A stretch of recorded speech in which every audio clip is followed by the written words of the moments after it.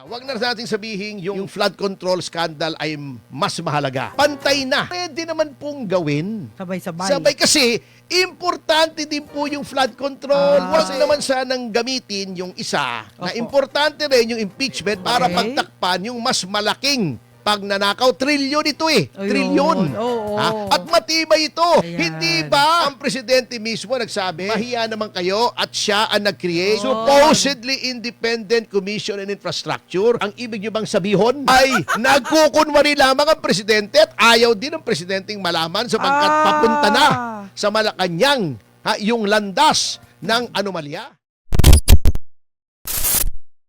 Ito sa Tacloban, di ba yung Opo. alam na natin yan, Yes, di ba? yes, Oo. opo. Ito yung June 19 pala sa Cavite City, Saksakan naman. saksakan naman. Ito yung sinasabi natin. Grabe na Oo. yan. Uy, happy 2,000 live viewers, Oh, DZAR YouTube. Thank you, Oo. guys. Sa noong June 16 din pala sa General Trias, Opo. 7 rin ang sugatan. Grabe na. Iba na Kitchen yan. knife naman Opo. ang ginamit. Grabe nang nangyayari. Sa kabila niyan, ang inaatupag pa rin ng ating Nagpapatay na yung mga bata. yun nga ang problema eh. Hindi pa natin inaayos ang ating eto. Oh. Alam mo nangyari ito dahil sa walang ginawa ang ating pamahalaan kundi magnakaw, Mhm. pagtuunan yung impeachment. Mhm. Hindi ko naman sinasabing wag pagtuunan yung impeachment. Mahalaga yan. Pero, sabi nga, May priority, attorney. hindi. Dapat. Oo, hindi. Wag na yung priority. Oh. Wag na natin sabihin yung flood control scandal ay mas mahalaga. Pantay na. Pwede naman pong gawin. Sabay-sabay. Sabay kasi, importante din po yung flood control. Kasi, wag naman sanang gamitin yung isa na Opo. importante rin yung impeachment para malaman kung liable o hindi si Vice President Duterte para Okay. pagtakpan yung mas malaking pagnanakaw. Trilyon ito eh. Ayun. Trilyon. Oo. At matibay ito. Mm. Marami. Ayaw lang nilang tawagin. O, di ba? Oo. Sabi nga ni dating Senate President Opo. Alan Peter Cayetano, ang talagang style Mm. dini sa BRC o Blue Ribbon Committee. Opo. Halimbawa, may 10 tao roon. Yan. Kahit sino sa kanila pwedeng magtawag ng kanilang testigo. Yeah. Yung mga miyembro ng BRC. Opo. At gusto niya marinig eh. Ngayon, kung tingin nila na nagsisinungaling, di i-cross-examine nila, nandun sila. Yun. Senador sila, under oath yun. Pag nagsinungaling, pakulong nyo. Kasuhan nyo ng perjury. Pero, huwag nyong pipigilan. At wag tuturuan. Oo, eto, mulat sa poll. Di ba? O. Alam nyo, nagtataka rin ako sa ibang mga nagdedepensa kung bakit nagpalit ng liderato ang ating Senado. At sinisisi pa yung dati, di ba? Opo. Kaya po, unang-unang nagpalit ng liderato ang ating Senado ay dahil Dahil? si Marcoleta ay nais nilang palitan bilang chairman ng Blue Ribbon Committee. Yan po ang katotohanan yan. Obvious na Dahil? obvious. So, napalit na rin nila. Mm. Bakit pag sila ang magpapalit? Ayos. Ayaw palitan. Ngayon, ang naging chairman si Ping Lacson, hindi na rin naging gusto ng nakararami na pinipigilan, kino-cover up yung BRC, piniprejudge, hindi pa man nag-a-appear, ay sinasabi ng hindi credible, humihingi ng affidavit bago ipresenta na dati naman ay hindi ginagawa ng Blue Opo. Ribbon.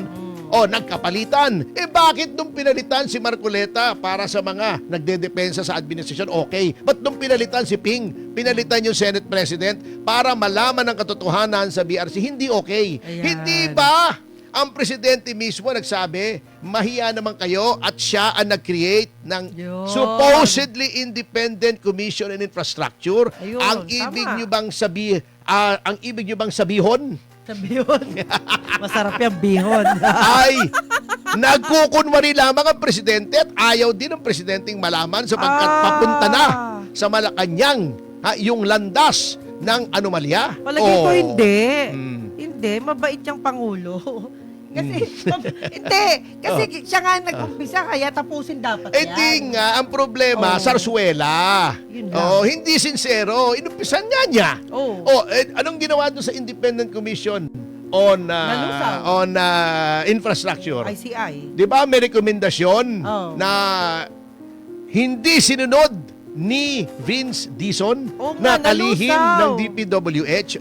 Di ba? Kasi si Vince Dizon, siya yung little president. Hindi siya ang little president. Sabi nung kausap ko. Sino? Hindi. Ang Ay, little hindi. president, yung executive secretary, si Recto. Ah. Ngunit, siya ay under sa Pangulo. Oh, yun. Bakit mo hindi susundin yung rekomendasyon ng Independent Commission na mismong Pangulo, boss mo, Yun. ang naglikha? Para ano pa nilikha yun? Para... Bakit sinayang? Para magsayang ng salapi ng bayan, di ba? Oo. Wala na. May narinig ka na ba? Wala Nasaan pa. yung mga pinadedemanda ng Independent Commission on Infrastructure? Wala. Nasaan ang records ng Independent Commission on Infrastructure? Pera ng bayan ang ibinayad sa Oo sweldo. nga naman. Oo Bakit hindi natin ma-access ang What happened? mga testimonya na nakuha ng Independent Commission on Infrastructure? Bakit nila sinasabi? Hintayin po natin i-release ng presidente. Bakit binigay sa presidente? Akala ko ba independent? Bakit sa presidente nag-report? Bakit Pinatrabaho niyo hindi? rin sa president pala. Bakit hindi sa taong bayan? Bakit hindi nyo binigay yung report sa press at para masiwalat? Anong Yun. tinatago nyo dyan?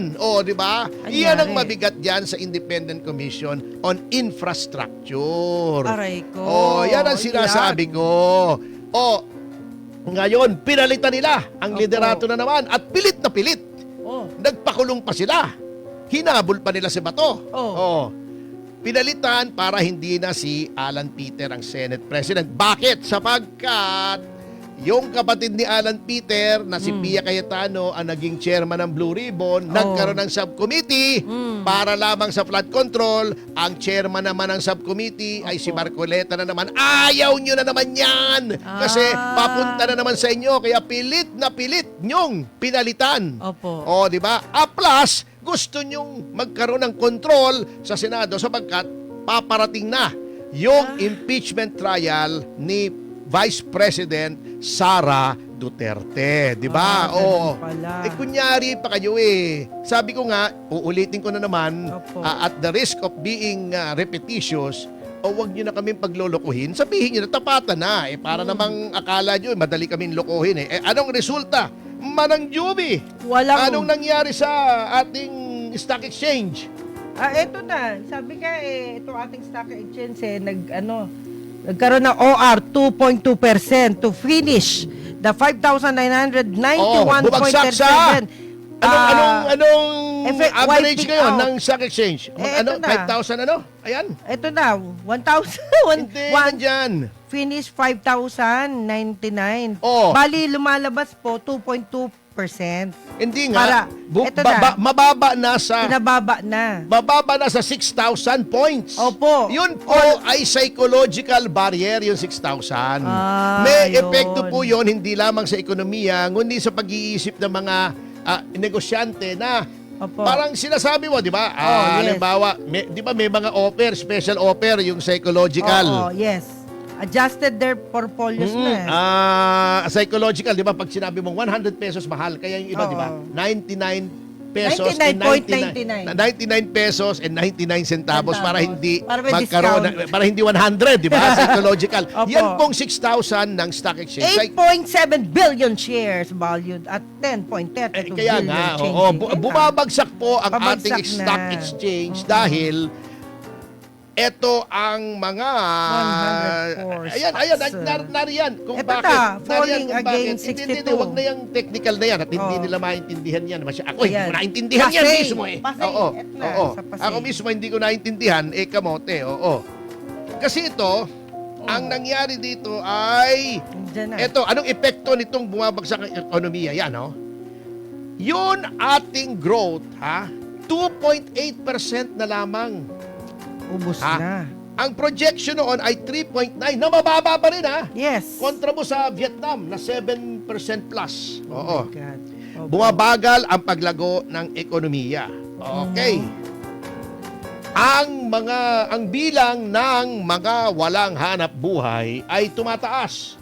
Anong ginagawa na naman, ulitin ko nung Presidential Advisor on Poverty Alleviation, si Papa, Presidential Advisor on Poverty Alleviation, si Larry Gadon.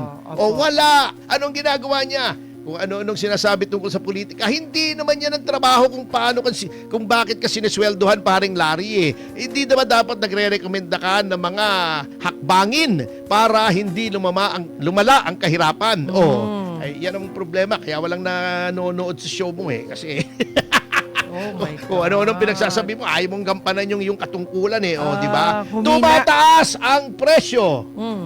Anong ibig sabihin pag tumataas ang presyo? Nagkakautang yung mga tao.